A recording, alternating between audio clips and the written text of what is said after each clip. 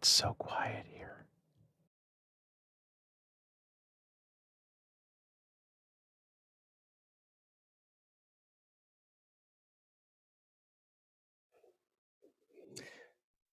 Thank you, PL.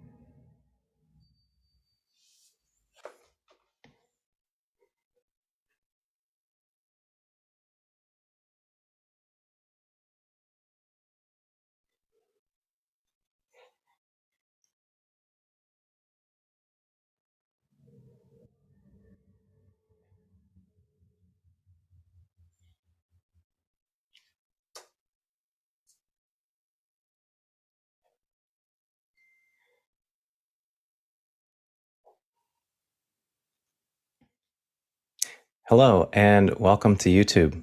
If you're joining us on YouTube, you can find out more about what we do at officehours.global. There you can become a producer of the show. You can submit the questions that we will be answering. We have a fine panel today. Saturday is our education day, and so we have a fine panelist of educators. If you have general education questions, then feel free to leave them for our first hour of questions, along with any media and virtual production questions that you might have. In our second hour, though, we will focus on a particular education topic, and that is the future of education. So we're looking forward to Dave Trotman as he takes us through that discussions. You can go ahead and put in your questions for the second hour right now. But let's jump right into our questions. John, what do we have?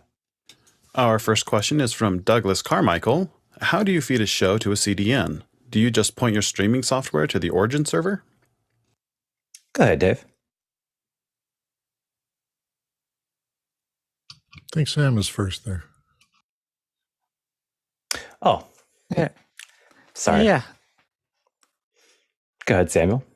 Yeah. Well, yeah, pretty much you pointed to the origin server. This is an example from YouTube's interface, but it's quite similar on quite a few.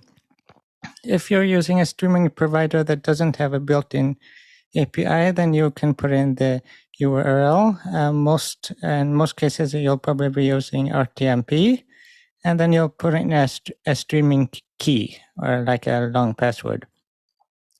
vMix and a lot of other platforms also have APIs integrated, so you can send the show directly to YouTube by just logging in with your YouTube credentials. But sometimes those connections tend to break. So I like to use the keys. Thanks for the demo, Samuel. Go ahead, Jeffrey. So it really depends on the CDN. And there are CDNs out there that do not accept live stream because it's an ever-changing landscape when you do live stream. Think of it like having a pitcher of water and a little spigot on the bottom, and you're filling the pitcher while you're opening that spigot.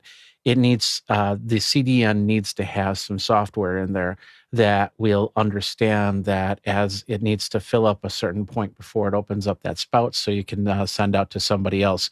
And then, of course, each person that connects up to that becomes a new spigot on the bottom there, so that makes it even tougher for a CDN to collect and then redistribute.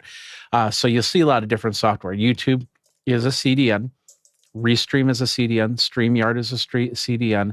They have interfaces so you can check out your stream, how it's going, and then of course how it's being distributed to other CDNs or to other platforms. So it really depends on what CDN you choose to go from, because you can do the full manual setup like we used to do.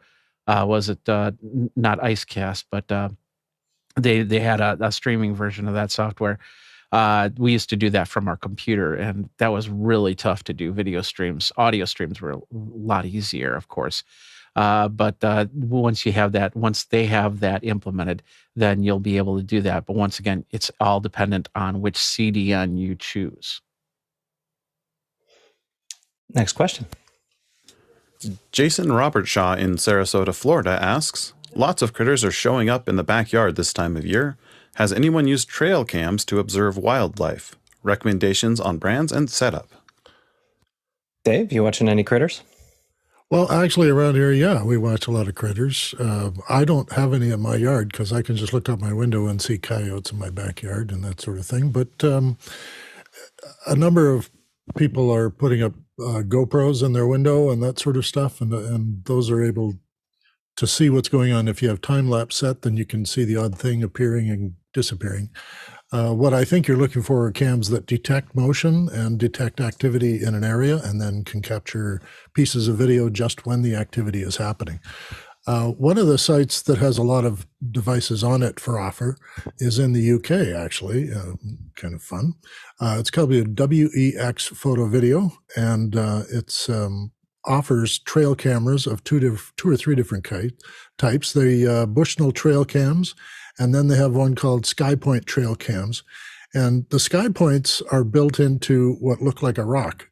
So you set up a rock by the side of a tree or near a trail, and it just looks like a rock sitting there, but it's embedded camera and storage and power, which allows it to work for days on end because it's not always operating. It's only operating when a creature goes by or a moose or something, and it'll record up to about 100 feet away. So it'll allow it to see into the forest or into the trail that you're observing and that you want to keep. So if it is for your backyard, you might not want one like a rock or anything, but the SkyPoint Micro LTE is a small radio controlled one.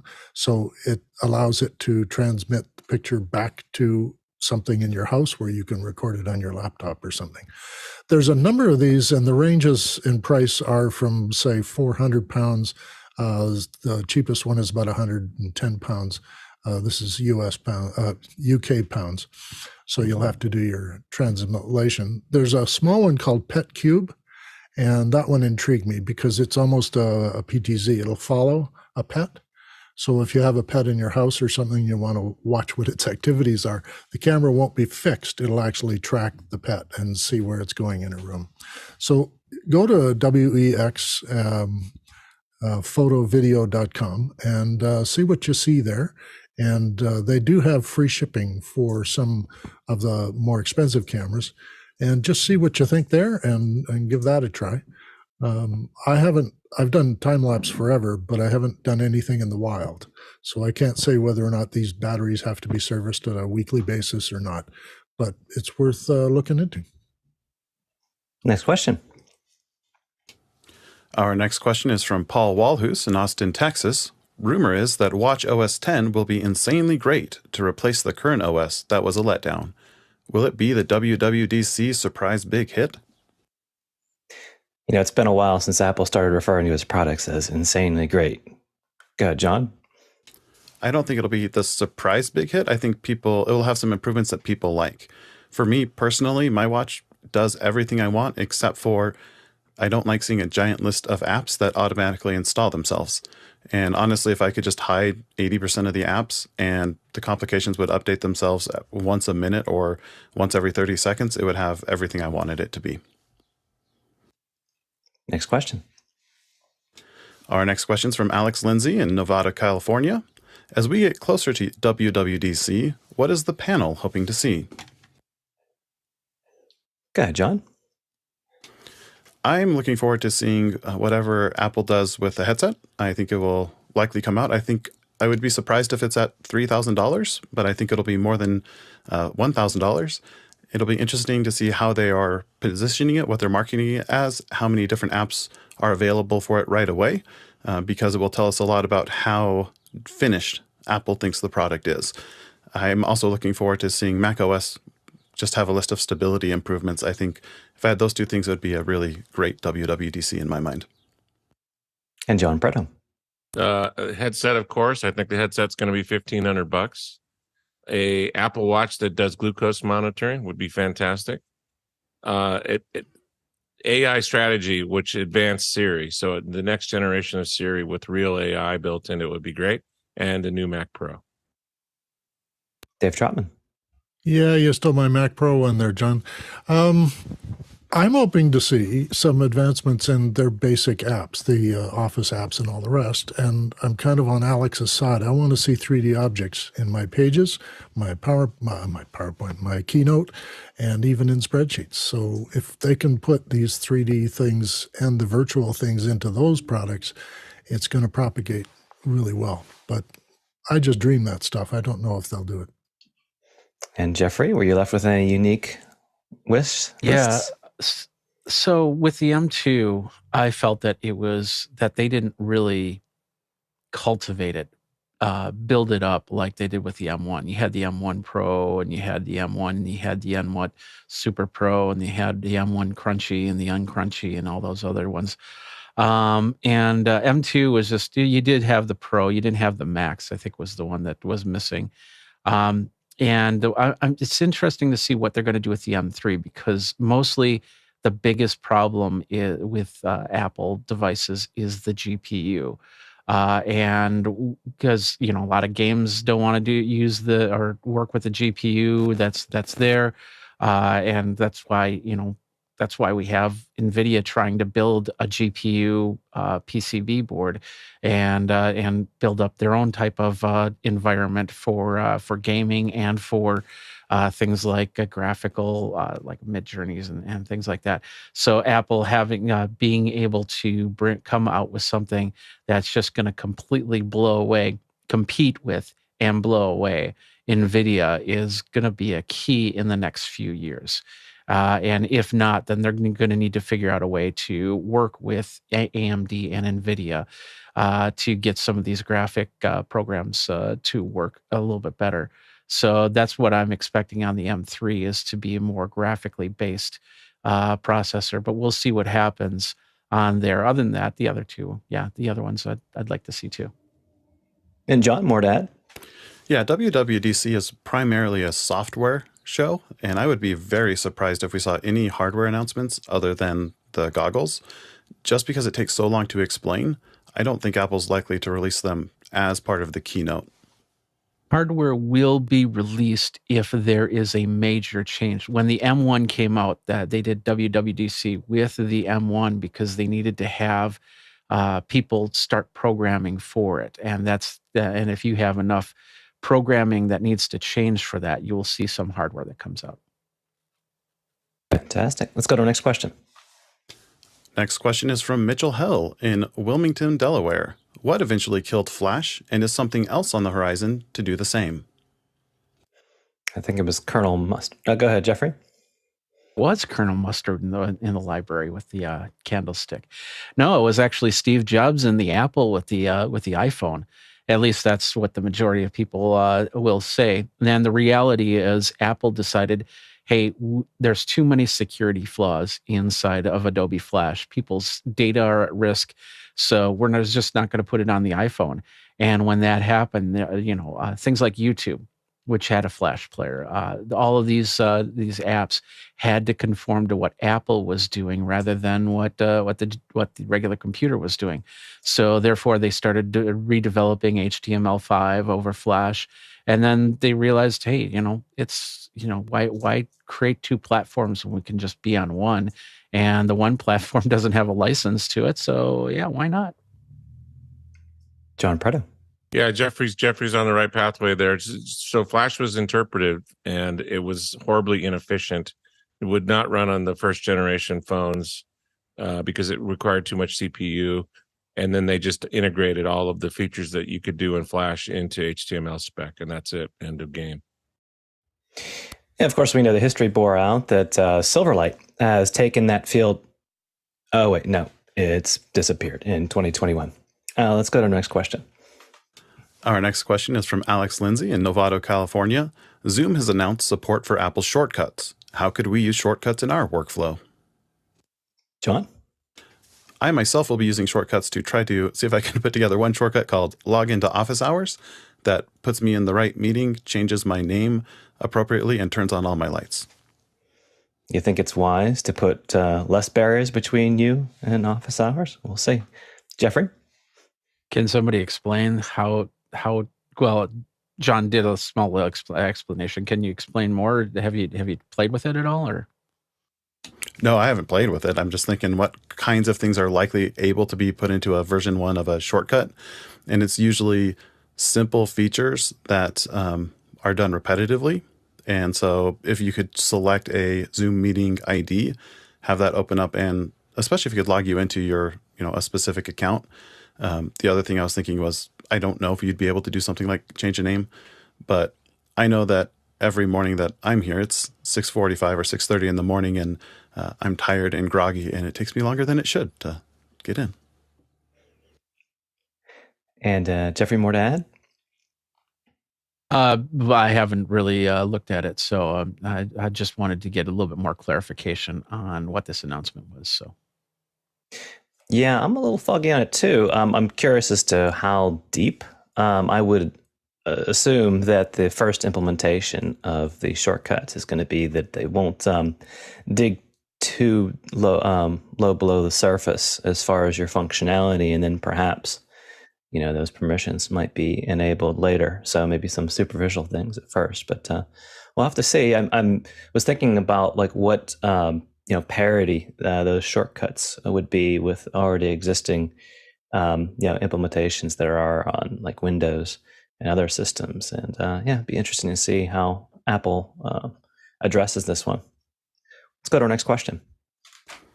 Our next question's from Douglas Carmichael. Has anyone ever used OPNsense as a home router? I've been experimenting with it, and I like the easy interface combined with the stability of FreeBSD. I have a couple practitioners here. Go ahead, Jeffrey.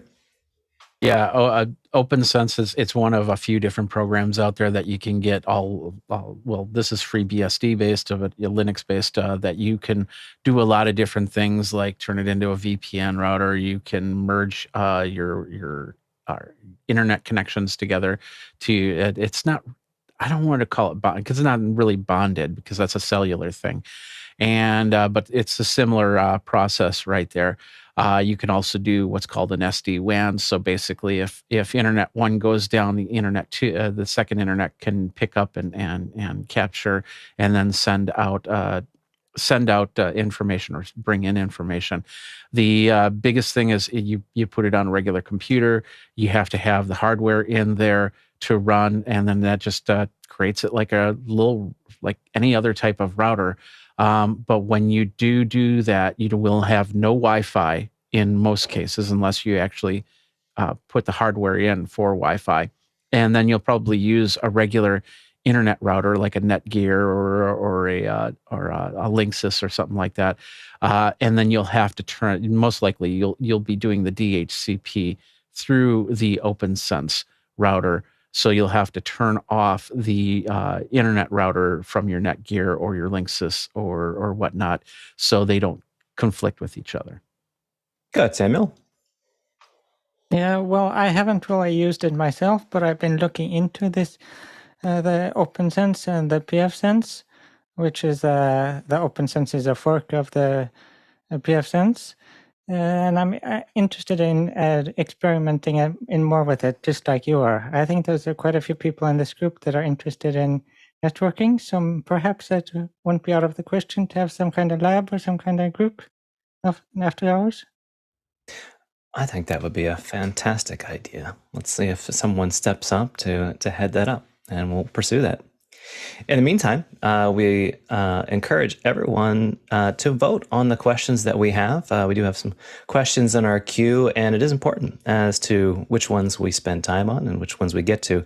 Also, feel free to add your questions into the chat. We have our first hour that we have our general questions, but also our general education questions. We do have our educators on the panel, and so all of our questions that don't deal with our second hour topic, which will be the future of education, you can put in for our first hour. Use the Mukana hashtag future of education if you'd like to contribute to our second hour. Let's go to our next question.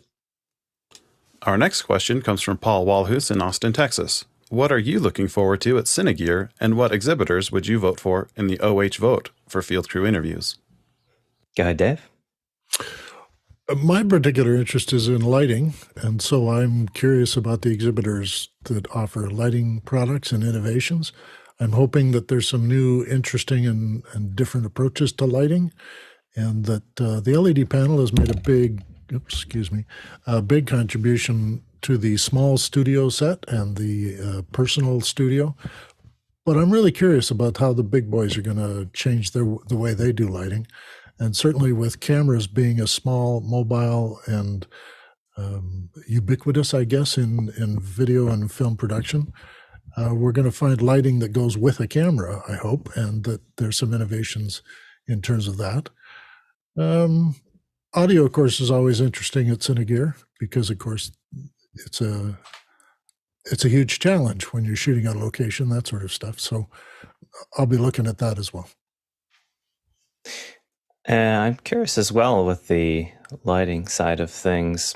Would you say, Dave, it's more about the control of the lighting, or are we looking for better sources or drones with lights on them? Drones with lights on them would be interesting, but you can only keep them up for 30 minutes at a time. I guess for me, the lighting is to try and innovate in how you can get bright things from small sources and still make it look like it's a large source. Then having better battery for some of the point source stuff that's, say, inside cars and moving environments.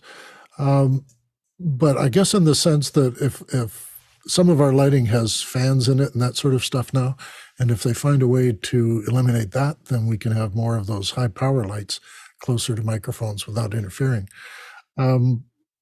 I haven't been in this big studios for a very long time, so I don't know what innovations have happened in my local area, but I'm always curious of where it's pointing. And with cameras becoming more and more sensitive and able to work in natural and normal light, what sort of augmentation of the lighting is going to happen? And that comes to your question of whether it's control or not.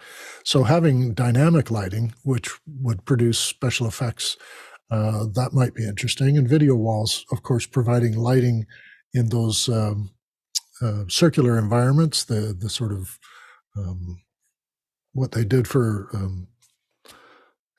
Disney's show, The Mandalorian. They found that there was a little more control over light from the background and the sources that they were projecting behind the actors. So that's a side of things that I think video walls are going to have as an advantage, is that they can provide a sort of backlighting and control of light in a room just by having video walls all around a person. Yeah, I agree. The venue at Cinegear, as opposed to NAB, is that they're concerned about the big time productions. And so while at NAB we're looking for, some of your more accessible gear, I am interested in seeing, what cutting edge is going to be released for the large standard. Now, Dave mentioned a little bit about the LED walls, and of course, having that, it actually does kind of help with the lighting when that natural reflections can happen off of a real source as opposed to composited sources. But it should be interesting to see what advancements are being made. It seems that there are more outlets for movies and film nowadays with the streaming wars going on. So seeing what makes things more accessible to create quicker workflows and content, I think would be fantastic to check out. Go ahead, Dave. Well, this goes along with we've gotten into where we have robot cameras on arms that can fly around the room and do some very accurate and reproduce movement. But the lighting can do that as well. And so if lighting has robot controls as well, we can do some very interesting dynamics in terms of illusions and that sort of stuff. And maybe even on drones. Let's go to our next question. You can hope there, Jones. Our next question is from Mitchell Hill in Wilmington, Delaware. What's on your top 2 list of things that you want to buy for your studio, and why do you need it? All right, well, everyone needs something in their studio, so let's start with Dave. That's true. There are only 2 things, so you picked the right number. Another monitor is absolutely necessary for what I do, and I've been trying to struggle with a iPad as a separate monitor, but it's not serving as much as I thought it would. Secondly, I'm really going to be getting a 360 link. So, go ahead, John. For me, I would look forward to upgrading to a MixPre 3 so I can have the noise assist, especially when I have my work PC. My laptop runs its fan all the time, and so it's just really noisy. The second thing I would get myself is a larger monitor, or maybe a decimator, so I could have a larger monitor for my teleprompter. And John Preto. Mitch, I'm just waiting for my U87 there in your studio, and I OC white arm to hold it up, buddy. Fantastic. Inside joke. Jeffrey. So I've been, well, yesterday you guys saw my studio in detail during the $10,000 studio episode, which you can watch over on Office Hours if you didn't see that. But one thing that I've been thinking about doing is actually extending. I talk about how I have the faux brick wall behind me. I've been thinking about actually putting in a corner. So drywall, possible faux window, which is going to be a computer monitor that's set up to look like a window. So I can be able to do a little bit more angle, have that corner in the background for a little bit more depth in the video to kind of, change up how the studio looks, and possibly even bring in another camera to that direction. And then, of course, the other thing I'm working on is setting up for NDI ISO recording. So I can, instead of for live streams, if I'm not doing a live stream, I can actually record each individual camera and then do post-production on it. Have you had any success with using the monitor as a faux window in the past? I've seen a lot of implementations of it. Looks good. Doesn't seem like you would need anything, if you didn't want it to be like a bright sunshine, like a high. Yeah, I've been doing a lot of watching and reading on different ways to bring a monitor into your show directly and indirectly.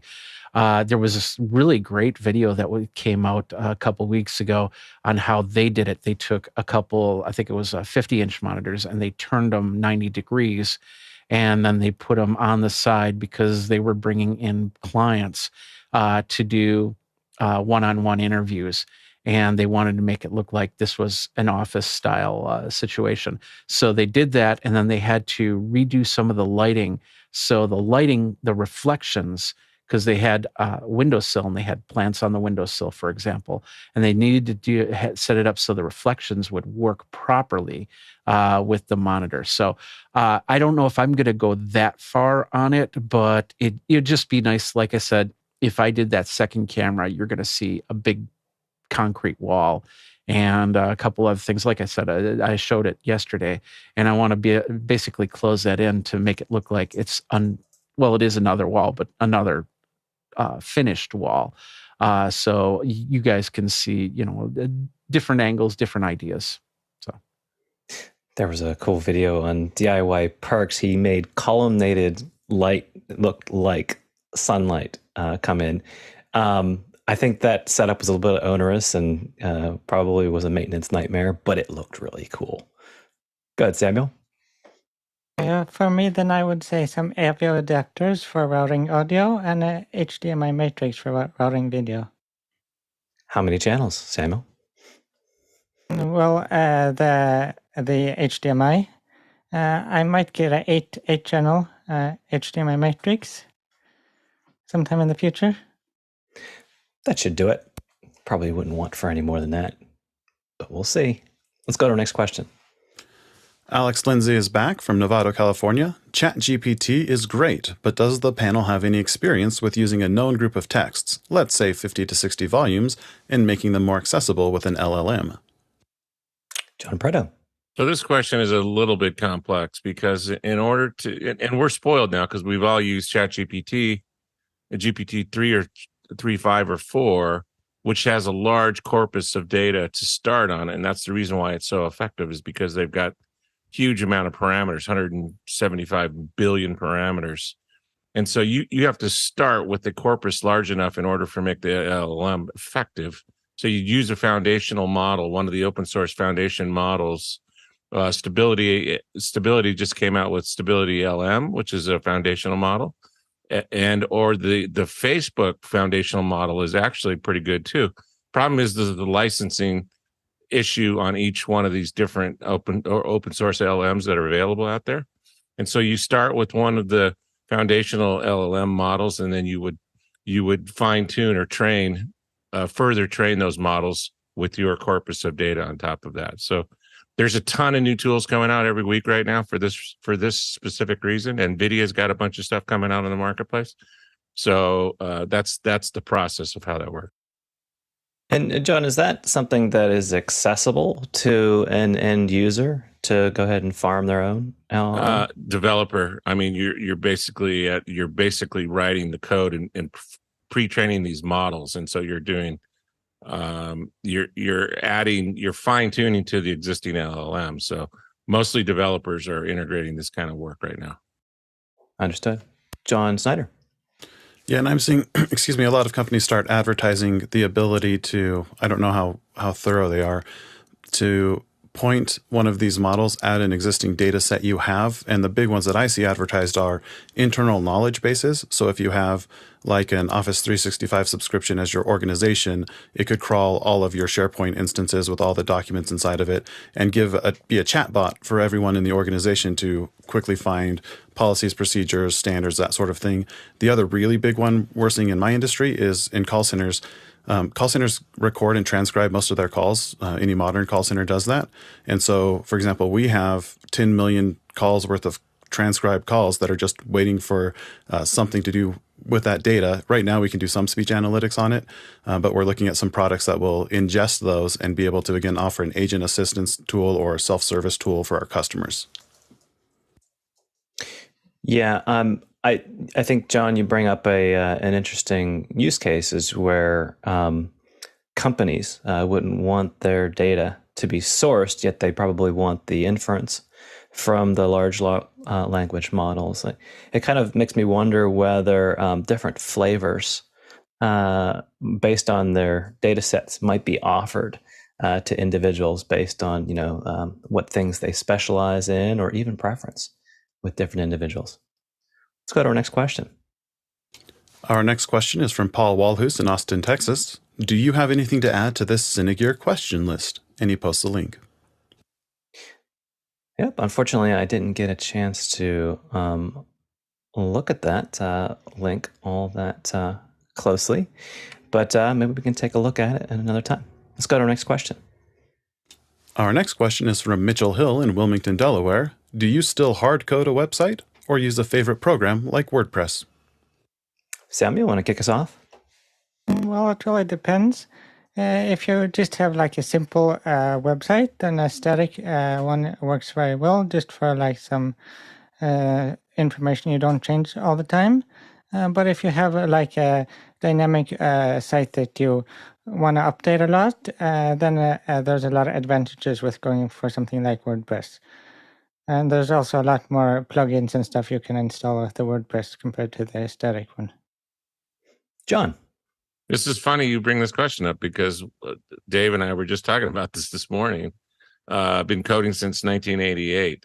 And so for just like Samuel said, if you have a small one-pager, then it's fine for HTML. I do most of my sites small to medium in WordPress. Unless you're a big organization, you're not going to hand code this stuff because your customers are going to see something on another website, some sort of special gallery or integration in with their social media, which are all plugins built into WordPress. So having that ecosystem built around WordPress is just super, super valuable. And I ran Mike Tyson's website on WordPress. Fifth Dimension runs on WordPress. And I use WPX as my host of the world's fastest WordPress hosting site. Super good, great prices. Jeffrey. There are some websites that do the hard coding in it. Well, technically hard coding. They know they know how to do their database work. So what they'll do is they'll end up creating HTML pages on a daily or weekly basis once they've published something, because it, in the grand scheme of things, it is the fastest way to push out. If you don't have any extra code or you don't have a backend that's trying to figure out what it's supposed to put into the page. So there are some groups that do that. And then, of course, you still have things like Drupal that are still out there and people coding in that as well. go to our next question. Our next question is from Paul Walhus in Austin, Texas. Synology and LiveU are some of the live streams from Cinegear itself. Will you watch these? And I have to say, whenever it comes to streaming services, I think some content is really given to the medium of live streaming, and that's particularly my largest interest is that which you actually can interact with it. So if the vendors, if they've enabled you to get real-time access to having their entire staff there and they're set up to answer your questions, I would be interested in tuning in. The other reason for tuning into a live stream for corporate things would be news, so news events. So, but the news would have to be so pertinent that getting it in the moment actually makes a difference. I mean, the news aspect of these things, I don't think really lends a lot to it.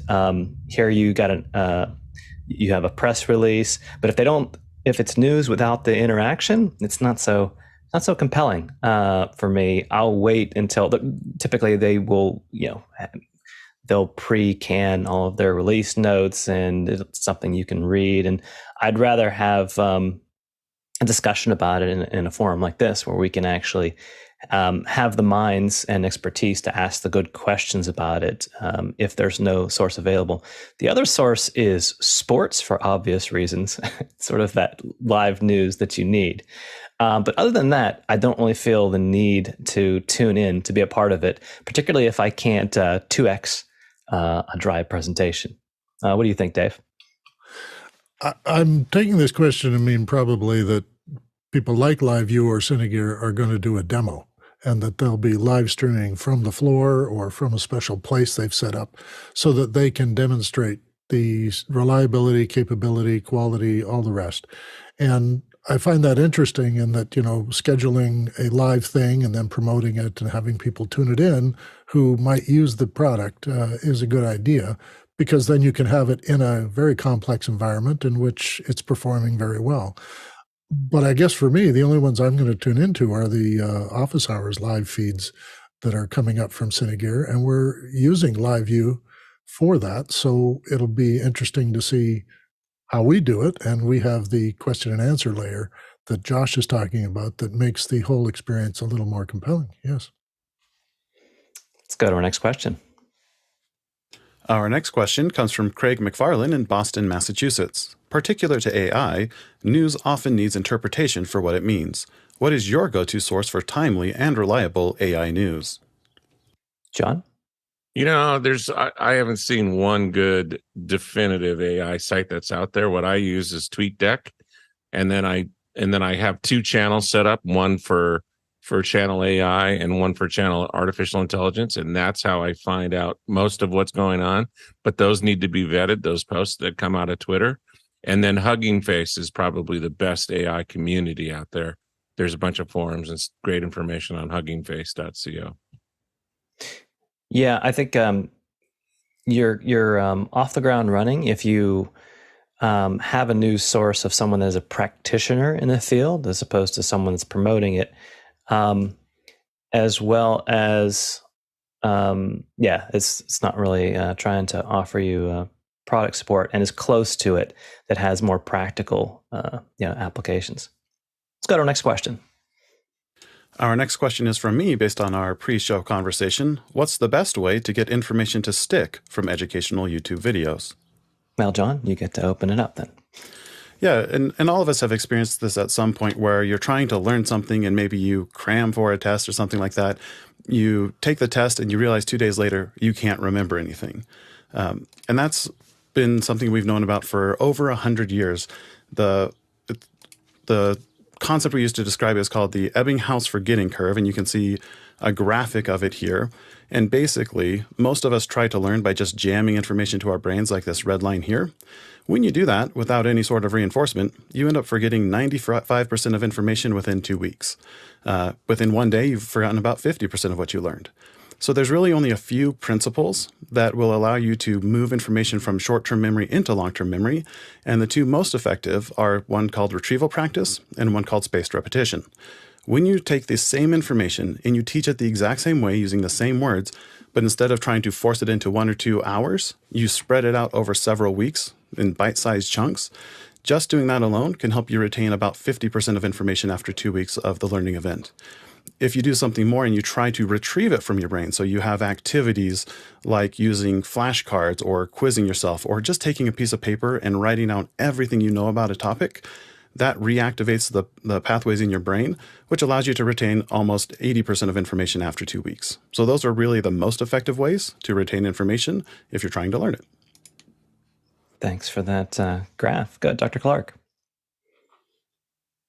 That's very good, John. And another trick, if you will, from the point of view of the maker of the instructional video, is to try to link the information that you're trying to communicate to something that the student, the learner, already knows and has overlearned. And a lovely way to do this is to associate the principle or the skill with a tune or a song that most people know. For example, during the early days of pandemic, when we were being urged to wash our hands in a particular way for longer than we usually would wash our hands, I came up with the idea for school children. We have a friend who's a school nurse, and she was trying to figure out how to get the young children, to wash their hands for the recommended 2 minutes. And I came up with the idea of associating it with the tune of This Little Light of Mine, a little Sunday school song, except change the wording to These Two Hands of Mine. And the task was to sing that song twice through, and that would get the kids to have kept their hands in the soap and water for 2 minutes. And the other very dramatic one has to do with the pace of chest compression when administering CPR. And the brilliant idea that somebody came up with is that you do the compressions to the beat of and the tune of Stayin' Alive, the old disco song. So it was a great choice because it's literally part of staying alive is administering this first aid, but it's at a fast enough pace that it is the pace most likely to reactivate the heartbeat. So if you can link the basic principle is link what you're trying to teach to something that the learner already knows, and then you have the burden of retention and remembering. Jeffrey. I'm just a Bill, a lonely old Bill. Stuff like that. As Dr. Clark says, it's ear candy, earworms that can get you to go from there. You had the old Kevin Trudeau system, which talked about creating filing cabinets to put things into, but that's on the learned, on the person to learn that type of process there. The bigger thing that I've learned from different groups is that people, of course, learn differently. And one thing that I've been told is that if your audience is male versus your audience being female, how they learn. Like, for instance, if I was to give directions to a male, I would do turn left at the Dairy Queen, then go down and then turn right at the big office building. But it's been proven that if you then say it to a female, you say go down 3.5 meters and then take the left, go down 6 miles and then take the right type. So it's really dependent on who you're educating and how they will have that stick into their brain. Go ahead, John. Yeah, and the principles Dr. Clark was talking about, and Jeffrey, when you said put it into little boxes in your mind, if you want to research more on that, that's called using scaffolding or cognitive schemas to structure the learning. Yeah, I was watching a YouTuber. I don't remember her name, but she went through nursing school, and she found that she retained the information from the presentations she'd had from her professors that she disliked the most. And her takeaway from that was that because she was so adversarial in her listening, that the points stuck. She was like real time active in the class and real time correcting the facts. And as a result of that interaction, it generated retention. She actually did better with the professors that she cared for the least. So having some way to interact with the information such that it doesn't just flow over top of you is helpful. However you can do that, whether it's quizzing yourself or pulling in more questions, or having some interaction with the information as opposed to it like, yeah, that checks out. Because what I found was interesting with her observation is the ones that she didn't have any issue with didn't necessarily provide any retention with it, because she was like, yep, that's right. Dr. Clark. This is the pop quiz. I'd like to see a raising of hands of the panelists who remember the song that you're supposed to have going through your head when you're administering CPR. Anyone? Okay, well, we got 50% self-declared remembering. And the answer is? Staying alive. You just told us, staying alive. CPR, I thought it was, okay. I thought it was washing your hands was staying alive. I thought, okay, my bad. It was also a great scene in The Office using that exact story. Well, I thought that was appropriate because, you're trying to fight infection, so you're staying alive. That's right. But that makes sense too. Let's go to our next question. Our next question is from Jason Robert Shaw in Sarasota, Florida. Recommendations for desktop docking stations, something where folks can just plop down and start zooming. Logitech just announced this beast and puts a link. I saw that and I don't know what to make of that. Jeffrey, help us out. Yeah, so what that is not as much of a docking station for you to sit down, plug in, and do and do your work. It's set more, or at least the way I see it, it's set more for a situation where if you need to schedule something or have it basically replaces a receptionist on call. But yeah, you can also use it for regular work. Docking stations, I'm always a big fan of powered docking stations. Anything that has it self-powered on it. OWC being a great docking station. I also have Pluggable, which I use for some of my docking stations. Keep in mind when you have when a company puts out a docking station, they're adding extra circuitry into your configuration, and that could be a multitude of things. That could be a multitude of different brands. Just like when you buy a PC, you buy like the Gigabyte brand or you buy the MSI brand, and then they contract out the video card to somebody. They contract out the audio to somebody. Same thing's happening in here. So depending on what is inside can be a big factor on how your dock ends up working. In fact, I've been thinking about doing some YouTube videos where I rip apart some of these docking stations to show you the circuitry inside to see if it's worth it to actually buy. And that's why I always like powered docking stations, because they're self-powering to try to work as a separate unit, as opposed to a passive docking station, which ultimately, I've seen these passive docking stations stop working because Apple or Windows has done an update, and they just don't allow for that type of command pass-through anymore. Go ahead, Dave. My experience with docking stations goes back to the mid-90s when Apple put out a PowerBook Duo, which came with a great big giant desktop frame. You plugged all your monitors and communications and everything in the back, your keyboard and the rest. And then at some point you push a button on the side of this box and out comes your laptop. And it looks like this one behind me. It was a nice portable laptop. It had a pretty good battery in it, and it worked really well for me. But when I had the dock, I always had difficulty getting things to be recognized by the dock. That is, I had a monitor, but it wouldn't light up. I'd have to power it up again in order to get it to communicate with the dock. That was the early days. Things have improved greatly.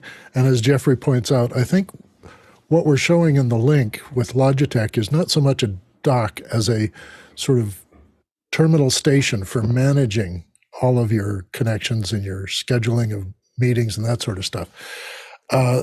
Hubs, I think, are the way to go. And I just got an Anchor hub. It's a Thunderbolt hub. And as I go with Jeffrey, powered hubs are the way to go because then you don't have to worry too much about too many things drawing through your laptop and that sort of stuff, and communicating better because it's powered. So I have my monitors, my iPad, I have all my connections and Ethernet and everything going through a hub, and the connection to my laptop is one USB. So I can unplug the laptop, walk away with it, do things with it, come back, plug it in. I don't have to worry about rewiring my desk. It also cleaned up my desk quite a bit by taking everything to one spot and having it hang off the back. I think that's a better solution because then you have chances to change things. The back of this Logitech shows where you can take off the cover and put things in and have all those connections, and that's a great way. So for me, that's a hub with a fixed screen. That Logitech flat screen is a permanent thing. It doesn't come off. So you can't sort of put your laptop on there and then suddenly that screen is not used, your laptop takes over. It's a bit different for the Logitech one.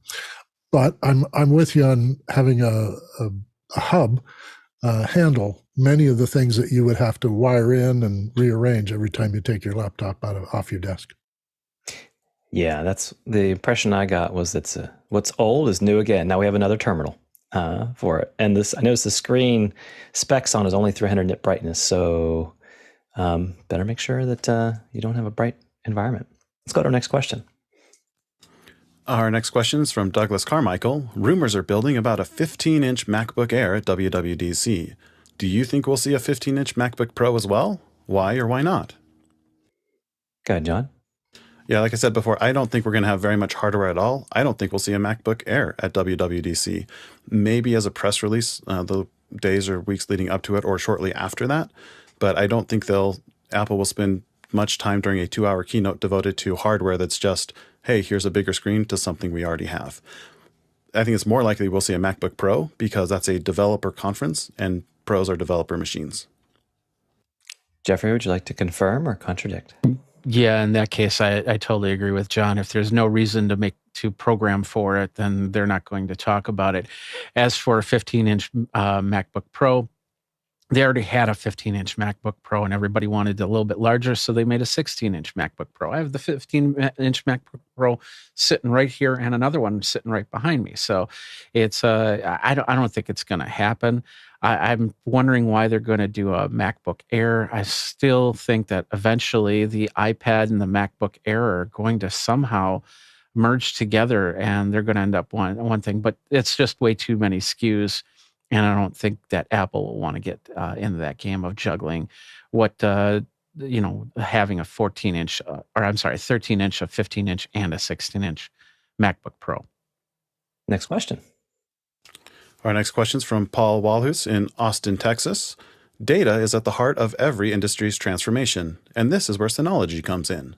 What role do they play in the world of Hollywood filmmaking?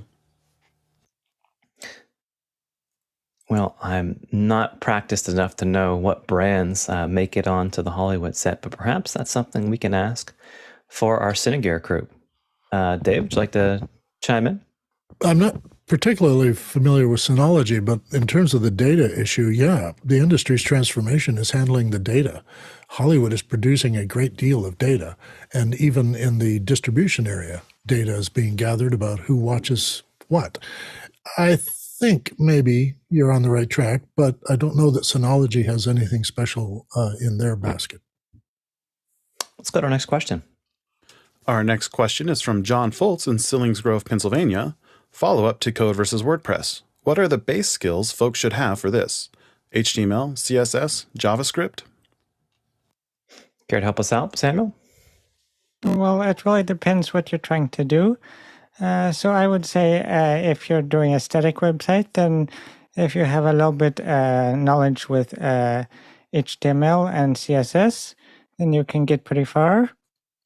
But if you're trying to do something more like advanced, like build a web app or something, you should get into JavaScript. But I do a few websites, and I don't have much knowledge of JavaScript or PHP, but I Google it when I need an answer. And John Preto. So coding these days is much like the medical industry, and so we call it a layer stack, right? And so you've got people that do front end coding, you have people that do back end coding. That's the hierarchy, and everything in between. You got tons of specialists out there, so there's a lot to learn, and people specialize in that stratified layer of services, and there's a ton to learn. And anybody that tells you they're a full stack developer, they're full of clean show. So you have to choose you have to choose your weapons closely. Even if you do just WordPress, you should know basic HTML and CSS, because you're going to pull your hair out of your head if you don't, because things aren't going to align properly. So this is a long journey ahead, my friend. Let's go to our next question. Our next question's from Tony Mobley in Noonan, Georgia. Yesterday, we had up to $10,000 studios. Is it practical for educators to have a system at that price point? We'll talk to our educator, Dr. Clark. The answer is no. Thank you, Dr. Clark. John, would you like to weigh in? You stole my answer. I think a sweet spot for a current educator, if they are doing distance learning, is probably around the $2,000 price range. You can get an 80% solution and have a really nice setup. I think the future of education maybe is schools investing in studios for teachers to use to present to large groups of students, where the school's paying for it, building it, and has a separate location for that, rather than just assuming any educator can afford something like a high-end studio. I have nothing to add. Next question. Next question is from Paul Walhus in Austin, Texas. Onset Headsets is introing a surveillance headset at Cinegear. What does Hollywood use these for? Never heard of this. Dave, any clue? Well, actually, a surveillance headset is those ones you see the Secret Service using where they can talk into their arm, and it's a hidden little earpiece. Those are the surveillance headsets. So using those on set, absolutely, because they're discrete things. They allow you to monitor with your environment and hear at the same time, and it allows you instant communication with the rest of your team. It's also, can be put into a system where it channels who you talk to and who can talk to who without interrupting other people and having a big giant party line. So yeah, surveillance headsets, they've been around a long time. They're just a term, but if Onset is offering those kind of headsets now on their list, that'll be interesting. It's in a gear to see how Hollywood responds. Fantastic. And we thank you for all of your questions. We had a lively first hour with all of your general education and general questions in general about general things. We're going to be moving into our second hour that has a specific topic, not general at all, about an education topic about the future. Before we do, we'd like to let you know that our next week of programming has been released. So if you look in the daily email, you'll find that we have a fantastic lineup for our graphics day. You can expect USDZ and InMotion and Final Cut applications. Digital audio basics are audio pro, Jeff Francis, will be visiting us and giving us that discussion, as well as LumaFusion Multicam Studio, a new release. We'll have some of their co-founders on to discuss that. So if you'd like to look at some more mobile workflows, be sure not to miss that. And for Friday, for those of you that appreciate the workflow of office hours, we're engaging our remote production update. Speaking about the latest and greatest production workflows. We have some of our office hours practitioners that'll be there to answer your questions about what we're doing in the latest and greatest in production. And AI lesson plan is next week in education.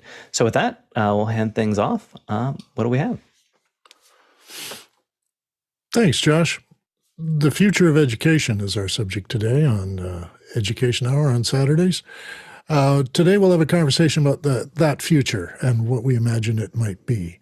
It doesn't matter how far into the future you want to talk. It could be next month. It could be next year. It could be next pandemic.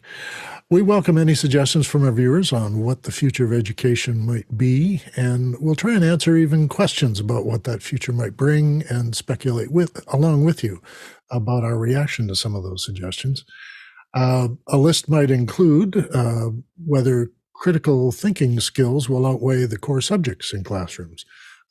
Maybe some trends that you see coming that we would like to delve into a little more deeply, and either in the classroom or at home.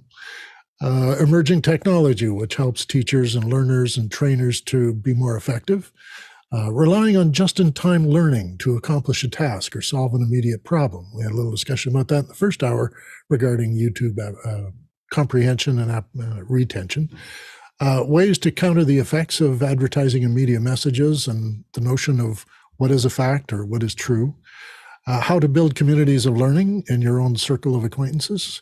And perhaps making studio spaces in schools where special kinds of presentations like shop class can be done for online learning and have more than one camera and a whole bunch in a configuration that allows an instructor or a teacher to be able to convey more than just the face-to-face learning. So to begin with that, we'll have a little chat amongst our panelists about what they think the future of education is, and maybe debate a subject or two. And then we'll take it to the questions that are queuing up already. And if you have some questions, you can put them in now. And if our little conversation here with the panel triggers something in your mind, be sure to put it in the questions. And be sure to vote on other people's questions to encourage the direction we go. So we'll start with Chris Clark. Well, good morning. I think it was Yogi Berra who's credited with the aphorism that prediction is very difficult, especially if it's about the future. And I think that's the way we've set our program up this morning. One principle that I would introduce into the conversation is the idea that change in education, broadly speaking, is going to be slower than we imagine, or slower than some of us would hope, or slower than some of us fear. So that it's a huge system. Education is public education is primarily what I'm thinking of, is a huge enterprise, and it has a long tail, a long history, because all of the previous living generations of people in a culture or a country have had different but unforgettable years of experience with their education journey. And so that those remembered experiences, some of which were great and some of which are forgotten and some of which were terrible, frames what they think of when they hear the word education and what they think should have changed or might be changing. So we have this weight of familiarity and weight of history that is very widely distributed, but is different for each subculture and each individual, really. So in a situation like that, it's kind of like an ecosystem in wildlife biology, that there are many, many contributors to the way education looks and feels. I mean, millions and billions. And in a situation like that, change comes very slowly, and it almost takes a generational timeline to begin to see changes. Now, we did see dramatic and quick change during the period when schools were closed due to the pandemic. And now in the rearview mirror, at least with regard to schools being reopened again, there have been some changes in the ways schooling looks and feels in some places. And there's been a lot of pressure and aspiration to get things back the way they were, back to the old normal, not a new normal. And some people have opted out of the old way of doing things, and some people have had their eyes opened about possibilities that they didn't think existed before we had to pivot quickly to online teaching and learning or connection. But in general, it's a system with a lot of inertia. And so it changes more on a glacial pace than on a move fast and break things pace, as some of the startup gurus advocate. So I'll leave it there.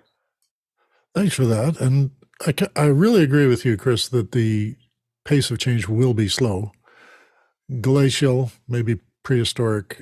It's the impetus to change, I believe, will come from the home, from the family, or from the demands on a school, from our social changes, that when things in the society shift, the school catches up. And our shift was sudden in the pandemic, and the wish to go back is a comfort value. It's kind of like we want it to go back to that way. But we had a shift before the pandemic where more of the families had both parents going to work or single parents, and that the school was taking on more other responsibilities, not just the basics of teaching. And that was exacerbated with online, because we were both handling what a student needs to learn something and what a student needs to be engaged. And they were reinforced by the home in some cases and not reinforced by some homes. So we didn't have full success there. And I think that's partly why people are longing to get back to it in the classroom, because then they can worry about work and not worry about their children, or they can have a sense that the kid is getting more socialized than he was sitting in front of his computer for most of the day. But I'm with you on the social change being very slow, and that the school being slow catching up. John? Yeah, and I think the crisis of the pandemic and how quickly we changed, and most people view that as unsuccessful, what we try to do with students and home and distance education. I wonder if that'll even delay us further and make it slow down future progress because people are gun shy. I think when we're thinking about the future of education broadly, we have to consider that, one, education is a really, really big word. And it's a part of our society, especially in Western society, U.S. society in particular. It's so embedded in different systems and structures that, like Chris was saying, there's a ton of inertia, that the roots are interwoven into all sorts of other systems and structures that you can't just rip it out whole cloth unless some crisis comes up, like a pandemic, or you have a mass exit of teachers. And I think one thing that could spur a need for education to change is if schools continue to struggle with recruiting the way they currently are, there will be a need because we won't have enough instructors. I think some key themes that we can see that started in the corporate world and then have filtered their way down into higher education and may eventually move into primary and secondary education are the unbundling of education services. And like Chris was saying, schools have become so much more than education institutions, good, bad, or indifferent. They've become more. And generally speaking, what you see in trends in industry is a move from bundling to unbundling, back to bundling, back to unbundling. School's been bundled up. It's childcare, it's education, it's social learning, it's coaching, it's all sorts of different things all wrapped up. But what we see in the corporate world and higher education is some of those systems are starting to unbundle and the roles are starting to unbundle. So instead of being a trainer, we have instructional designers who partner with knowledge management system engineers, who partner with instructors, who partner with tutors, who partner. And so those roles are starting to divvy out, especially in the corporate world. And now I see it a lot in college or college level teaching. And I expect if we need to scale up, if we need to be able to serve the same number of students with fewer people, that's going to be one of the only ways we can do that, is we'll have smaller groups of people who are really specialized so that we can mass educate. And then we try to enable systems for those students who need it to have that one-on-one connections in a different way than maybe we're used to. I'm really with you on the idea that education is a big, giant word, because we talk about the economy and people seem to see and understand the scope of economy. But we don't talk about education in that huge scope, social and influence scale, and that it's one of the pillars that makes what our society is work. Other cultures have different approaches to education or subject matter for education, and it's a pillar of their culture, how their young people are being prepared to be in that society. And I think you're right on the money that this is such a big subject. You can't really predict how the future is going to go on a micro level. Chris, carry on. Yes, I had another thought, which is one of the big pillars of education is what's called the curriculum. That is what is taught, or in a classic text from 100 years ago, the question was posed, what knowledge is of most worth? So what do our students need at various age and developmental levels? And I think the curriculum is being changed, not in a kind of a planful way, but in a way that recognizes that school-age children today know things from other sources than schooling that used to be only available through direct instruction in school. So kids, quote unquote, already know that. So we need to adjust the curriculum to take what their background knowledge, what they come to the table with at younger ages than before, and build on that. And how do we take the curriculum to another level, or move the introduction of complex topics to younger grades, the curriculum for earlier grades, because children have access to not just the great books and the encyclopedia on the bookshelf in some homes, as used to be the case, but they have access to the World Wide Web and a huge amount of information, some of which is scary, and a lot of which is redundant and goes beyond what was in my day only available through instruction at school and through textbooks that were loaned to us, issued to us, and then recollected and reissued to the next year's sophomores in high school. So there are factors that are affecting the curriculum, what is taught and how it is taught, that are being shaped or nudged by the fact that, again, at least in the developed world and in North America, there's an awful lot that's learned from the internet, and so the students are at a different level than they were traditionally, or they were in the 1950s when I was in middle school and high school. Mm. Do you imagine that the future curriculum emphasis will be closer to teaching critical thinking than just the facts of things or the science of things? Being able to interpret the information and to be able to analyze better what is needed or what is true or where a source is reliable, that sort of skill. Is that a focus you see coming? I think that's been tried unsuccessfully because it's been done, relatively speaking, in the abstract. And where my hope lies is that more broadly, education moves toward problem-based and project-based learning. And so you're not just sitting through a semester-long class about the theory and the principles of fill in the blank, but you're trying to do something that in the first cycle is too hard for you to complete satisfactorily because, well, you don't know enough about it. And then, but you have the experience, you get your hands involved, you get your whole body involved, you get a team involved in trying to do something that's slightly beyond their grasp. And they get to feel the complexity that they didn't realize was embedded in this task.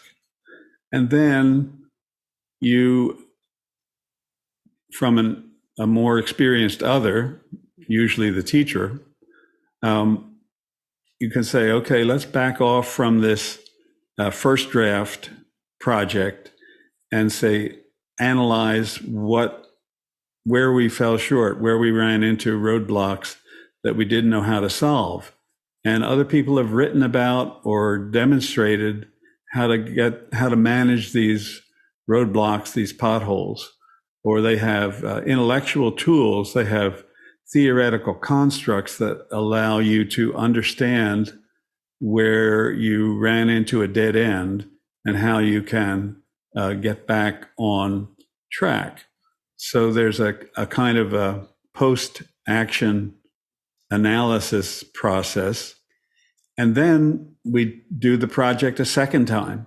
But this time we're better equipped, both by the experience of the first time through and by that addition of, we have questions. In other words, the learners now have real questions because they want to know how not to repeat the challenges of the first go round.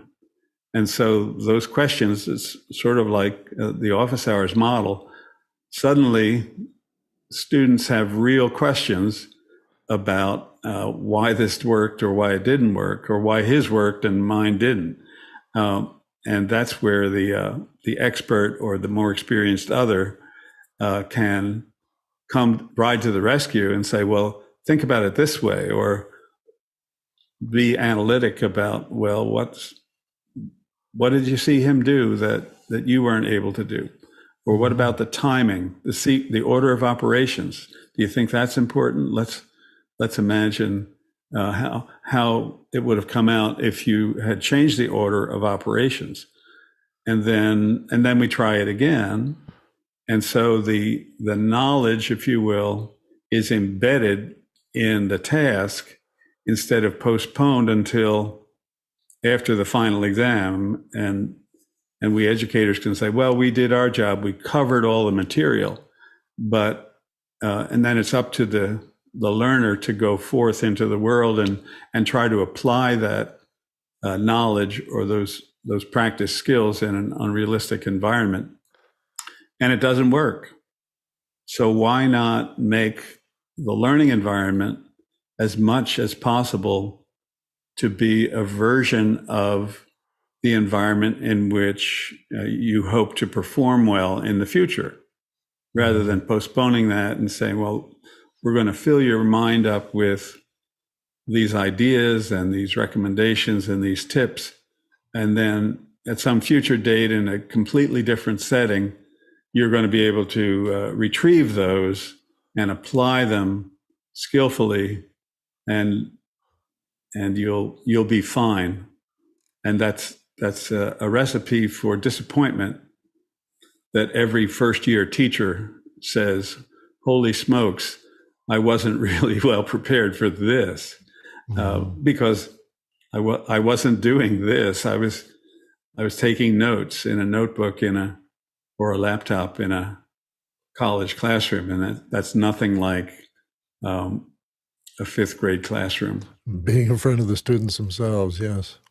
John, we've got some questions coming. Don't worry, folks. We're going right to them, but we'll finish up with John here. Yeah, real quickly. I think one of the things we can expect to see with the future of curriculum is, so far, educational planning has always been about using a factory approach to education, standardizing what you teach students when, measuring against objective standards of tests, trying to do everything so that you can keep people moving along a certain track so that they're effective factory workers or whatever when they come out the other side.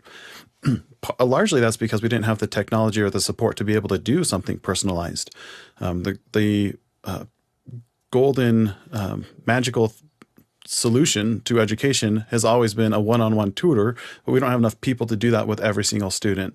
With tools like AI, with tools like being able to track knowledge management a little bit more specifically, I suspect that over a long period of time, education will be less standardized and more personalized. So you might even have students of different ages going through the same classes, because we'll have systems and tools that can support that and follow up and measure their actual progress over time. That way you can have students who rush through school, finish really quickly because they learn it and they're competent in it, and they can move on with their lives. We're seeing that, again, in some forms of higher education, like Western Governors University, is the move to competency-based education.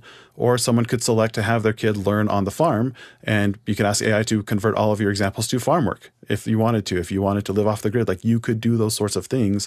We just haven't had the tools previously to be able to. Thanks. That's terrific. We end our panel section inviting people who might have been stimulated by what we talked about to ask further questions about it. We've got some on deck here to look at, and while we're answering those questions, vote for the ones that are in the queue and let us know which ones you think are the most important. Let's go to our first one. John? Our first question's from Jason Robertshaw in Sarasota, Florida. I heard that Education Saturdays will be switching to Accessibility Saturdays this summer. What does that mean? Well, it comes from the recognition that a lot of instructors and teachers and that need summer for their own development and for preparation of the next year. So we recognize that we will probably not be able to access many of the experts that we want to have on, and also that we'll have less participation. So we figured we'll give you a summer break from the education focus, and it's been suggested, and we think it's a good idea, to switch to accessibility and all of the issues that surround accessibility. And that includes enhancements for learning, as well as enhancements for living and enhancements for work. So all of these layers are going to be explored by some people that have come forward to take care of all this. And we hope you'll tune in continually on Saturday and learn something about accessibility. And that should raise, I would think, a lot of good questions about what are the implications, what are the difficulties, what barriers would we have to leap over to get success in this area. But it's an emerging area that technology and the interactive online technology is really moving forward. So listen and come back on Saturdays to see what they talk about in Accessibility Saturday. It'll happen in a couple of weeks. They're preparing for it now, and we'll see how it comes out. And then in the fall, you'll see us again on Education Hour when essentially school resumes. John, did you want to add anything? No, but there will be more information coming out over the coming days in office hours. Great. All right, next question.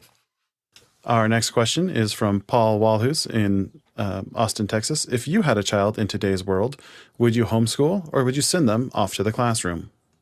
Let's start with Chris. Yes, that is yes to both. I think there's a lot is learned at home, whether you're in a literal homeschooling relationship with your student or with the local school or not. And a lot is learned at school, some of which is curricular, but some of which is social and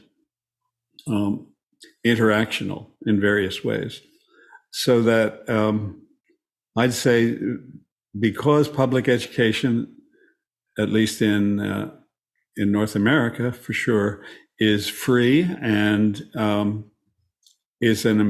seems to be an important part of growing up for our children, that I would, and I did send my own children and most of my grandchildren to local public schools. And as parents and grandparents, we did a lot of supplementary education, some of which was related to schooling and coaching and incentivizing homework and thinking aloud about the ideas that were introduced at school and the personalities of teachers and the ways in which some of their classroom rules and expectations were felt wise and supportive, and some of them felt punitive and crazy. We as parents and grandparents and our children who became parents became another teacher both about making the most of the situation you find yourself in at school, and also expanding where we the parents or the adults had expertise. We could expand or even correct ideas that seemed like misunderstood misrepresentations of how the world works or how this particular discipline works. So I think there has always been homeschooling. It was the first version of education in the evolving human genome, and it still happens, whether or not it's the formal version of homeschooling or what I'm calling the supplementary and complementary version that happens when kids go off to school for several hours a day and then come home with stories, with tears, or with silence. And part of that's when our parental opportunity to keep the learning going in positive directions steps up. Mm-hmm. John? Yeah, the answer to this question is totally different on every single family. My sister homeschools her kids herself. We send our kids to public school, and there's different reasons for that. One for us is our kids have special needs, and the teachers at the school are better equipped to teach our kids than we are. So we work with our teachers to help educate our kids as much as we can. If I didn't have special needs kids, I think I'd probably still would default to public school, just because I think it's a good way to learn about society. If not, I would maybe do something like a co-op, but I don't feel like I could do a good job teaching my kids how to navigate the social world by myself, because that's not in my skill set. I'm more of a homebody. My reaction was that I was taught by my parents that you learn things in school, but they're reinforced at home. So you often have something stick when it's complemented by how it's used at home. So my dad was an accountant, so math was a big deal in our home. My mother was from England, so speaking properly, reading, and being able to write clearly was focused on. And so I got that reinforcement when I was in public school. I would get lots of training in grammar and all the rest. And my mother would reinforce that at home by strictly requiring it. And my dad would require us to learn math and be hopefully very good at it. And science was a big deal in our home as well. And so my father fostered an interest in science. And this is where I got reinforcement from being at home, not so much homeschooling. And I think that went when I put my son in public school. that was the role I played. I tried to find out what he was learning and engage with the teacher about the curriculum and its focus and some of the specifics and approaches they were taking. And he had already experienced the project approach to things and was very enlivened by that. And I wanted to make sure that carried on at the schools he went to. And it did carry on.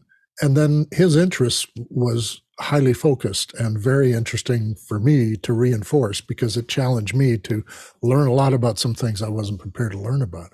I didn't homeschool as such, but I tried to create an environment at home that reinforced that what was going on at school was important. And as a pass along from my parents as well, be aware that asking questions is a good thing.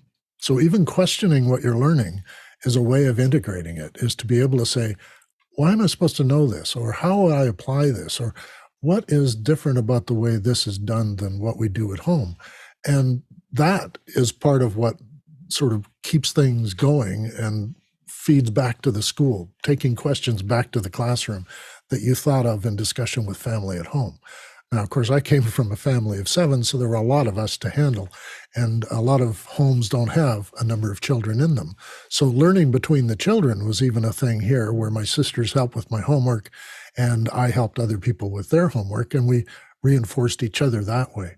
So I think it is a sense of what's going on in the classroom shouldn't happen in isolation. Family should be involved in both directions, to the school and from the school. Next question. Jason Robertshaw from Sarasota, Florida, starts with a quote, "Education is a ziggurat, the base laid by parents, built upon by primary teachers, and then secondary teachers and so on," end quote. Is that an accurate model? If the future of edu is more self-directed, diffuse, disintermediated? You want to take this one, Chris? I wanted to say to Jason that it's not so much of a model, that quote, but it's a metaphor.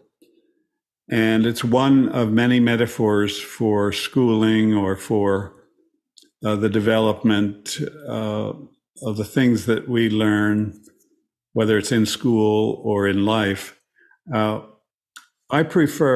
think it's a kind of a architectural, hierarchical model that kind of fits the way that curriculum designers and the age-graded school structure that most of us are familiar with. That there's a kind of a tower or an edifice of knowledge and competence that each grade level or each year of life builds a new layer, a new level, and the ziggurat remember the ziggurat was also the Tower of Babel. So things can get out of control when you take that model too literally. I prefer another metaphor, which is that learning and education are like the expanding rings or circles of waves that get thrown up in a pool of water if you toss a stone into the pool. And education or formal schooling is one form of stone, or maybe each day or each year a stone is tossed into the pool and it sends out its ripples. And then there are many other influences, many other stones that also come into your pool, and the ripples interact with one another. They're not independent, they're interactive. And so the things I'm learning from the internet are different from, could be contradictory to or supplementary to the things I'm learning in school or the things I'm struggling with in school. And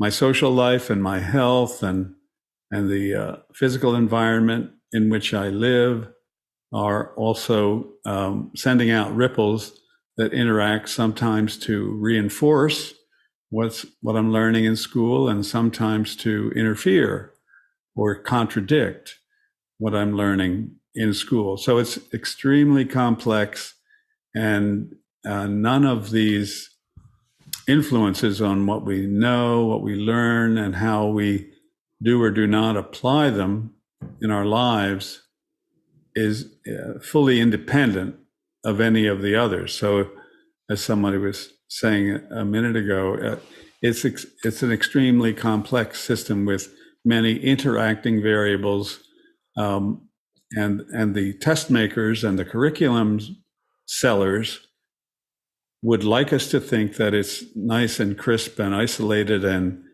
hierarchical, and each base layer is built upon by next year's edition of the textbook or the curriculum. And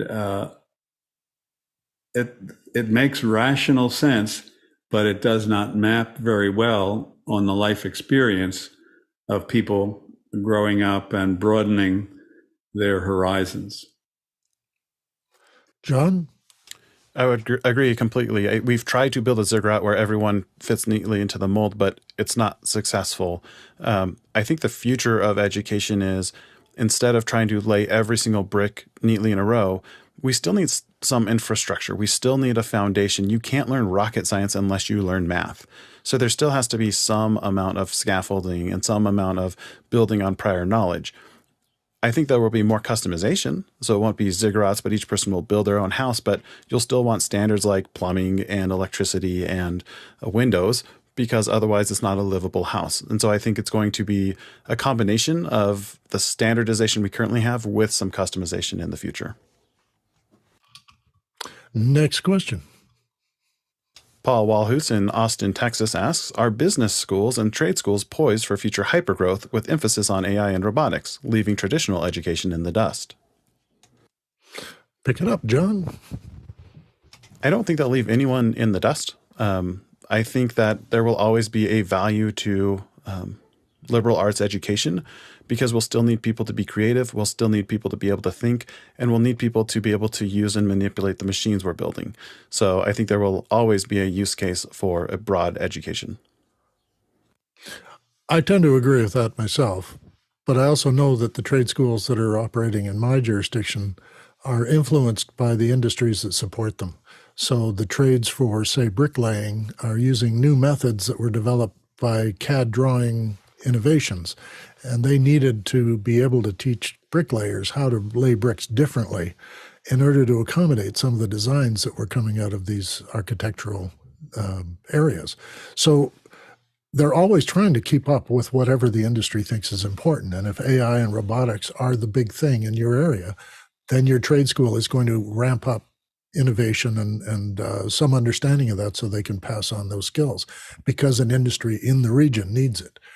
We in this city had training in simulated flight. That is, there was a flight simulator in the trade school where people could begin to learn flying.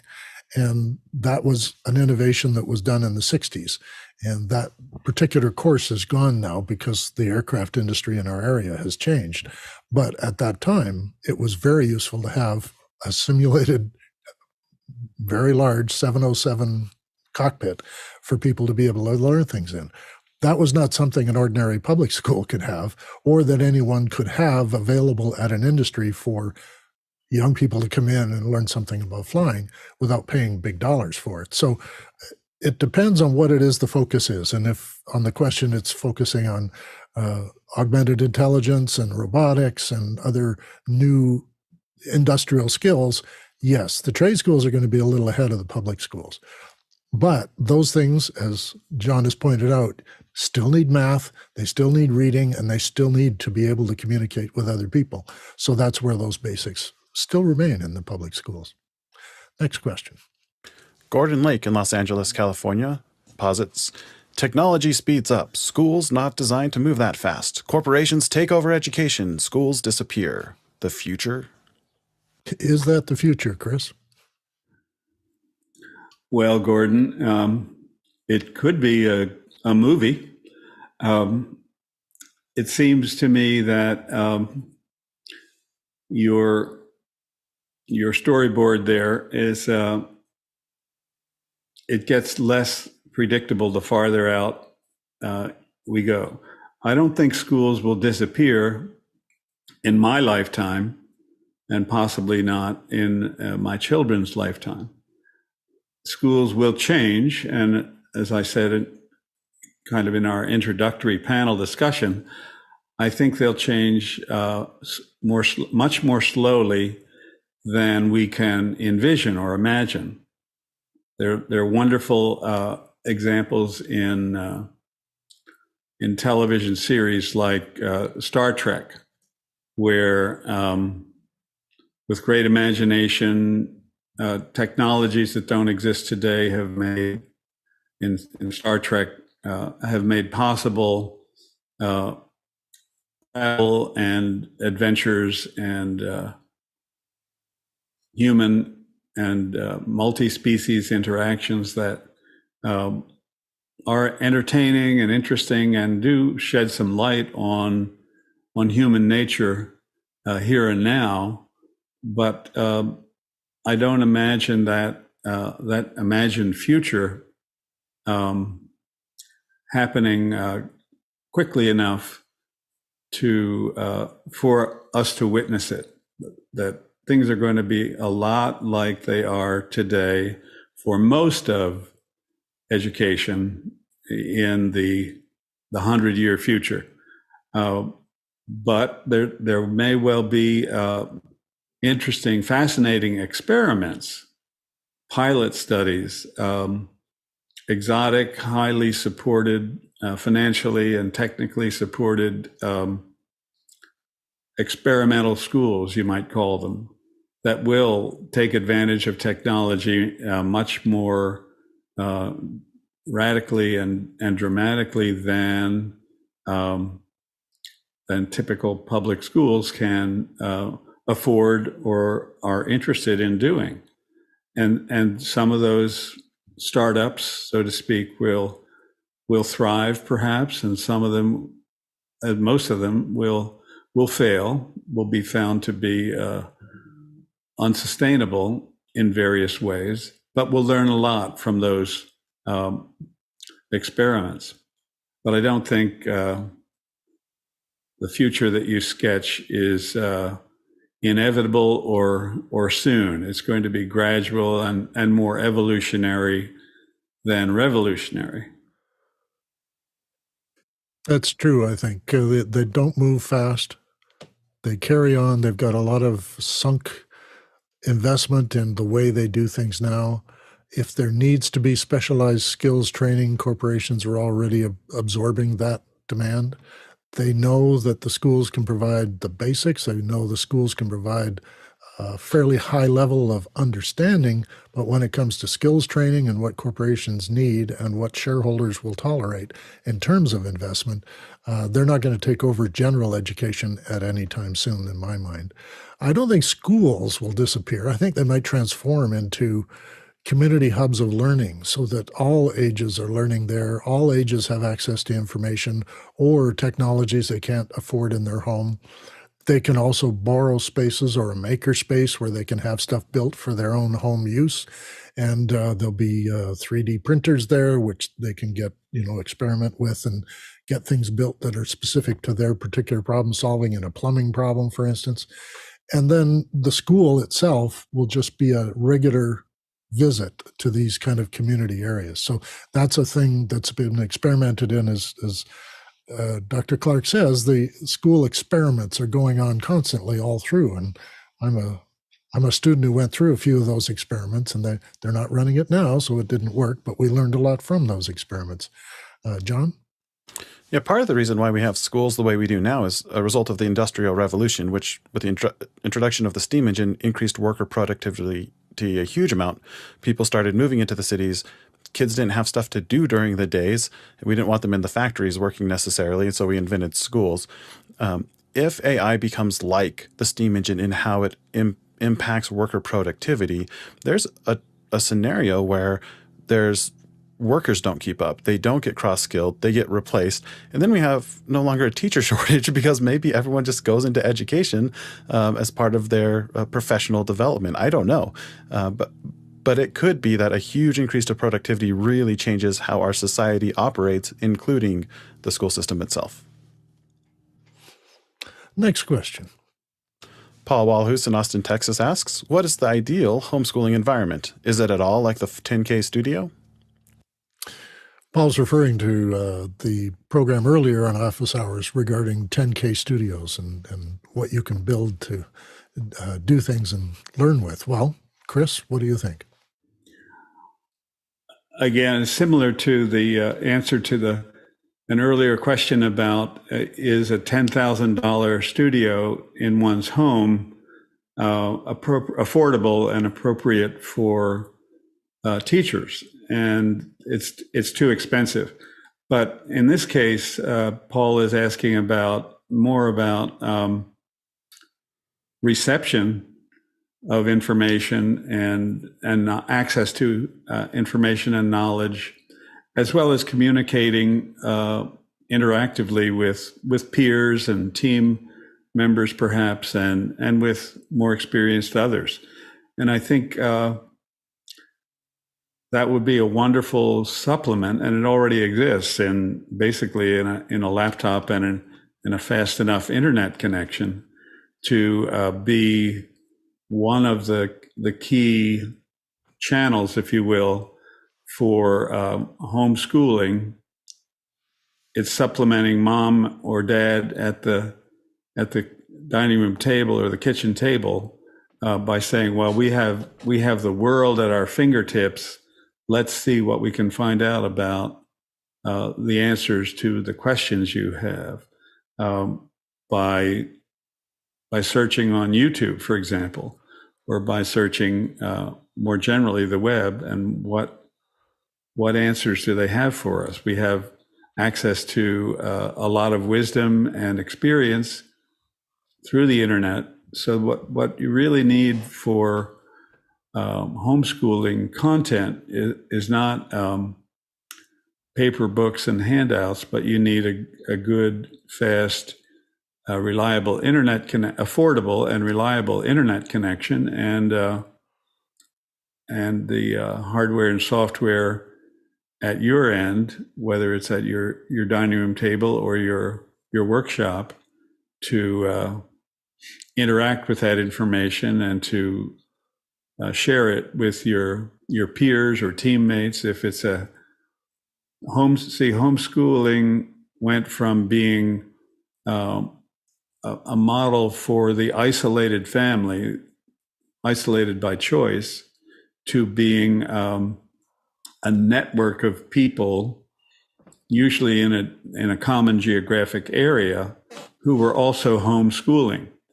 So they got their homeschooled kids together to begin to meet some of the social needs that schooling, or at least that various young ages and developmental stages of childhood do need. Mm-hmm. And so homeschooling is a different thing than it was 30 years ago, because these sort of informal groups, pods, they got to be called in during the shutdown due to COVID-19. Small groups of learners and some of their parents would get together either virtually or in person and do interactive learning, sort of reinventing the one-room school with perhaps more than one adult involved or hosting. So that, and certainly the hardware and software that we have access to today, the Zoom technology and the good advice we have through office hours about good audio and lighting and so forth and so on, do's and don'ts, have made it a higher quality experience when you're reaching out to connect with others in support of your learning. I'm very intrigued by a trend that's happening in real estate in my area with infill housing and new homes are offering Zoom rooms. They're actually creating more quiet rooms, isolated from the rest of the family, allowing either home office kind of Zoom rooms or probably homeschooling Zoom rooms. So that's a trend that might start happening more in more cities, and it would allow people to make that choice of augmenting the school with what they get at home. Next question. Next question's from Tony Mobley in Noonan, Georgia. Does AI support project-based learning? If so, what does that look like? I'm going to speculate that we don't know yet what augmented intelligence is going to do for project-based learning. Project-based learning is usually ground up. It's what the students bring to the project and what they already know and what they agree on exploring. And then the job of the educators is to guide that exploration. So I'm not entirely sure how AI plays into that, except perhaps to be able to help with answering spontaneous questions. John? One specific use case I would see is if the student has a question and you want to have access to an expert, the AI can become the expert you ask. It'd be tough to make sure that it's to validate what it's telling the student, especially if the teacher themselves don't know enough about the topic to verify that. All right. Next question. Next question's from Douglas Carmichael. Do you think that Apple-style curriculum or equipment grants to homeschooling families would be a viable program in the United States? I can't speak for the United States because I live in Canada, but I can say that I don't think Apple-style curriculum equipment grants are going to be the same as what Apple did in the past, which is to provide the hardware and some of the software, put it in the classroom, and let the teachers and the curriculum developers find a way to integrate that. Got an idea, John?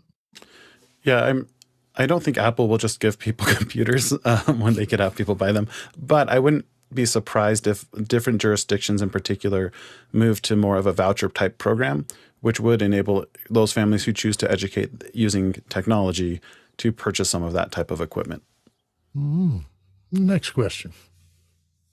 Our next question is from Paul Walhus in Austin, Texas. Will the advent of AI drastically increase the misinformation in educational materials? Are you concerned that it will become hard to know what's factual anymore? Is it too late?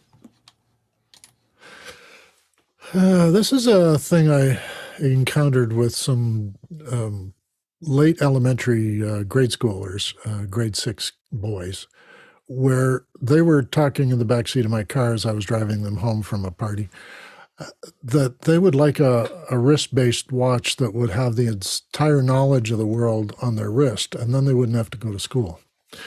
And for me, I let it settle for a minute when they all agreed to each other, that'd be a great idea. Yeah, I think that'd be good.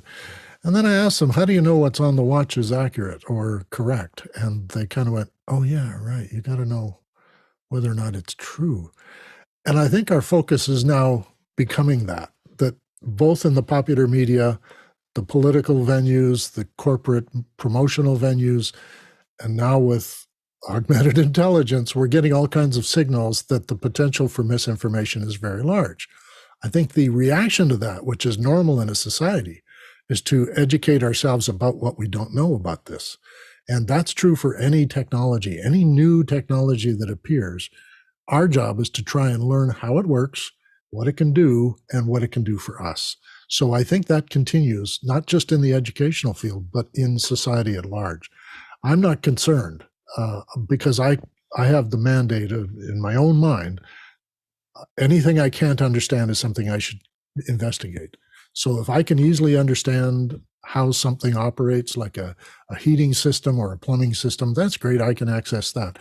But if there's something coming along and somebody's telling me that this blockchain thing is going to change everything and I don't understand how blockchain works, it's on me to go out and find out just how all that works. Next question. Our next question comes from Tony Mobley in Noonan, Georgia. With all of these innovations in technology, what would be a good personal development avenue for some educators to embrace during the summer? Go ahead, Dr. Clark. Tony, I think that every educator could add 10% to what they're capable of doing with technology and distance education approaches, even though it's they believe that it's unlikely that there will be another demand for a quick pivot to 100% online teaching and learning. That I don't think it's realistic to ask educators during the summer to change everything, to make a 1,000% change in what they can do and the hardware and software and techniques for distance education that that they possess, to go from 0 to 100 in a month in the summer. But if you can go from 28 to 48, that would serve you well, both in ways that you can predict and the ways that you cannot predict. So it's a good time, I think, to gradually build your competence, to broaden your competence, to upgrade one part of your technology, perhaps the audio, perhaps the video, perhaps your the frequency with which you invite family members from near and far to a weekly or bi-weekly family meeting on Zoom. And so the more regularly you use these technologies, the more comfortable you become with them, and therefore you will feel more, you will be more confident if and when the opportunity arises or the mandate is reissued that, hey, you've got to do this professionally and you've got to do it tomorrow. So that would be my advice, to play with the technology in a way that can gradually increase your competence and familiarity with the technology, even though you're not working on a deadline to get to be 100% super presenter by September 5th. John? I have two suggestions. The first one is treat yourself. Find a book that you want to read for yourself. It doesn't have to be education related or technology related or nonfiction. Just do something that you will enjoy, especially reading a book to help you maintain your focus and recover from the tough school year.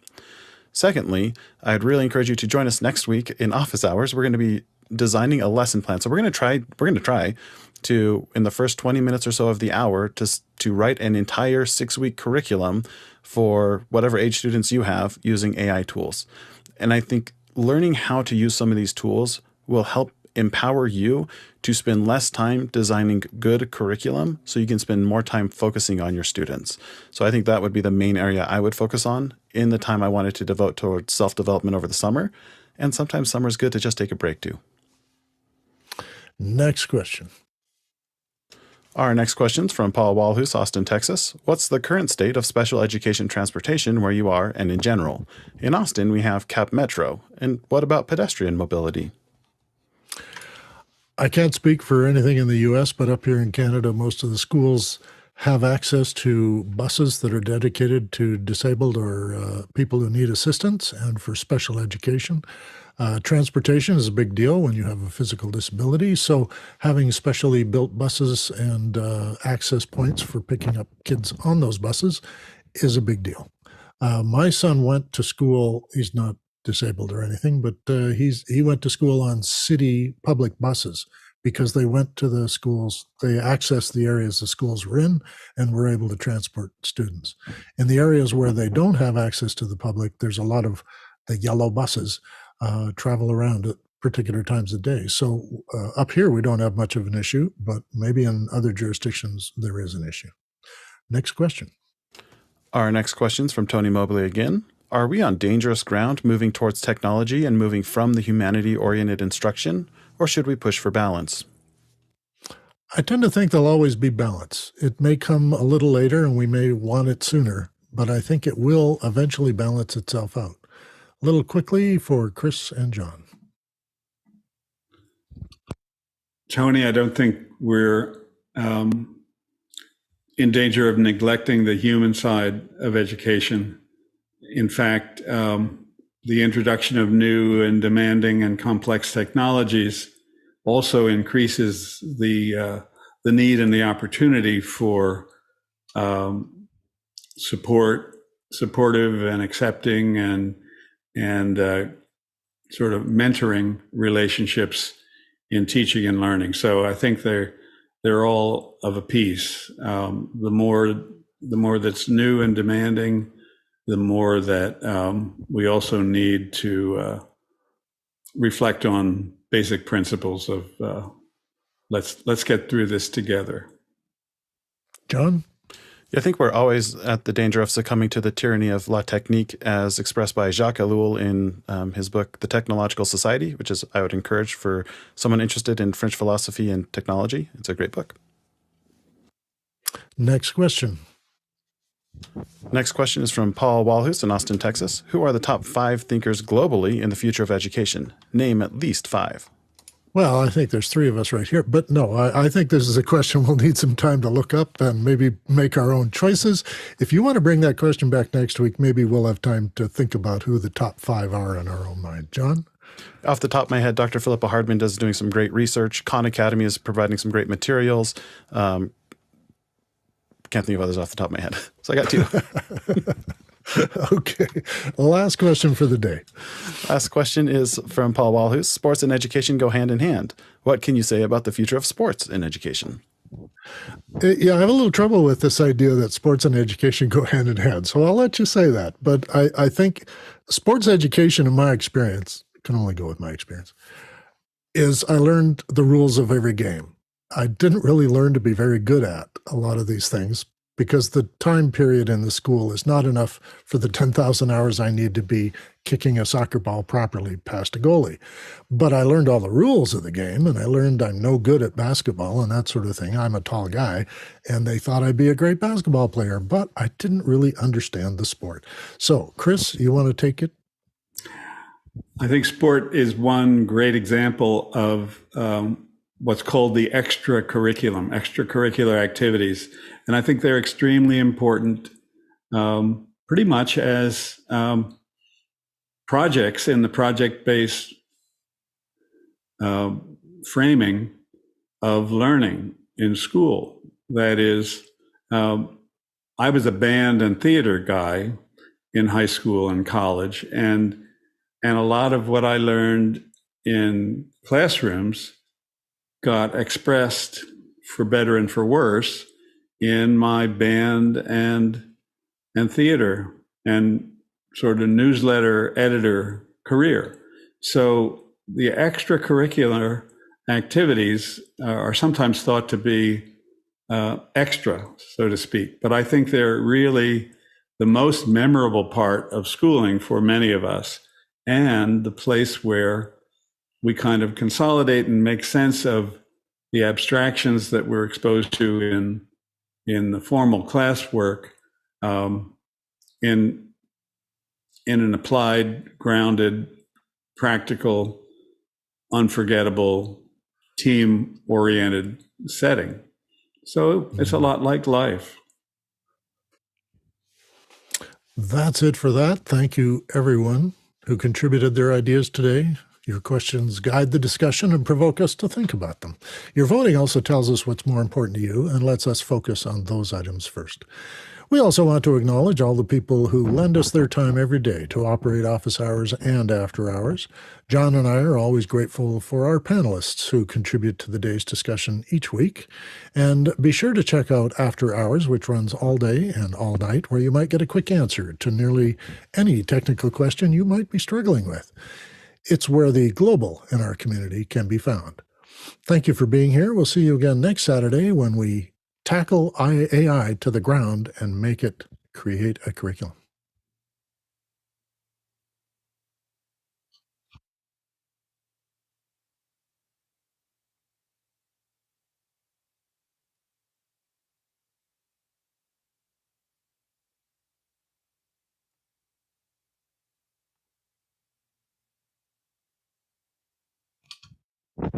Thanks, guys.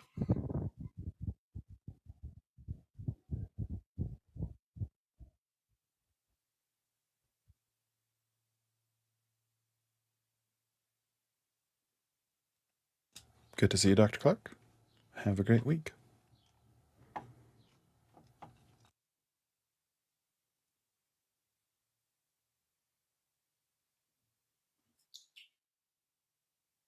John Snyder, do we have a debrief scheduled or not?